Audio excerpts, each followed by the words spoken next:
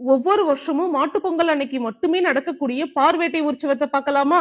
Kanchipuram to Chengalpattu போற வழியில பழைய சீவரம் என்ற ஊர்ல அமைந்திருக்கும் லட்சுமி நரசிம்மர் கோவிலோட மலை உச்சியில தான் காஞ்சிபுரத்துல இருக்க வரதராஜ பெருமாள் ஒவ்வொரு வருஷமும் மாட்டுப் பொங்கல் அன்னைக்கு எழுந்தருளி மக்களுக்கு காட்சி தருவாரு. அவரை பாக்குறதுக்காக ஈவினிங் 4 மணி போல போயிருந்தோம். ஆனா அவரு காலையிலே 11 மணிக்கெல்லாம் வந்துட்டாராம். 11 மணிக்கு வந்தவரு மாலை 5 மணி வரைக்கும் மக்களுக்கு காட்சி தந்துட்டு 5 மணிக்கு மேல மலை உச்சியில இருந்து கீழே இறங்கி வரும்போது அவரை வரவேற்கிறதுக்காக லட்சுமி நரசிம்மர் வாசல்ல காத்துட்டு இருந்தாரு. ராஜாக்கெல்லாம் ராஜா வரதராஜா வந்ததும் லட்சுமி நரசிம்மர் கொடுத்த வரவேற்பை பார்க்கணுமே. இத பாக்குறதுக்கு கோடான கோடி கண்ணு வேணுங்க. பாருங்களேன்.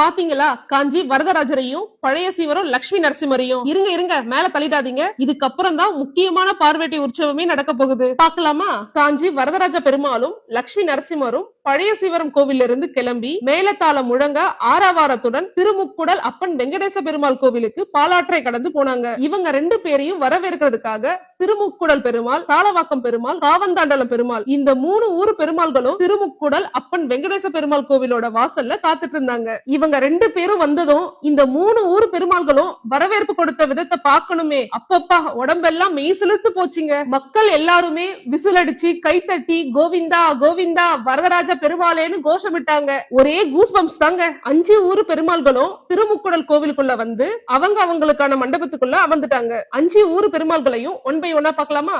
இந்த மண்டபத்துல இருக்க பெருமாள் காஞ்சிபுரம் வரதராஜ பெருமாள், இந்த மண்டபத்துல இருக்க பெருமாள் பழைய சீவரம் லட்சுமி நரசிம்மர், இந்த மண்டபத்துல இருக்க பெருமாள் திருமுக்குடல் அப்பன் வெங்கடேச பெருமாள், இந்த மண்டபத்துல இருக்க பெருமாள் சாலவாக்கம் சீனிவாச பெருமாள், இந்த மண்டபத்துல இருக்க பெருமாள் காவந்தண்டலம் லட்சுமி நாராயண பெருமாள். 5 ஊர் பெருமாள்களுக்கும் தீபாரதனை காட்டினதும் 5 நிமிஷம் தான் கோவில் உள்ள இருந்தாங்க. அதுக்கப்புறம் கிளம்பி திருமுக்குடல் திருவீதி உலா வரதுக்காக கிளம்பிட்டாங்க. திருமுக்குடல் ஊரை வீதி உலா வந்ததும் 5 ஊர் பெருமாள்களும் அவங்க ஊருக்கு கிளம்பிடுவாங்க. இதுதாங்க பார்வேட்டை உற்சவம். வருஷத்துல ஒரு தடவை மட்டுமே நடக்கக்கூடிய இந்த பார்வேட்டை உற்சவத்துல கலந்து 5 ஊர் பெருமாள்களையும் ஒரே இடத்துல தரிசனம் பண்ணது பெரிய பாக்கியம் தாங்க சொல்லலாம்.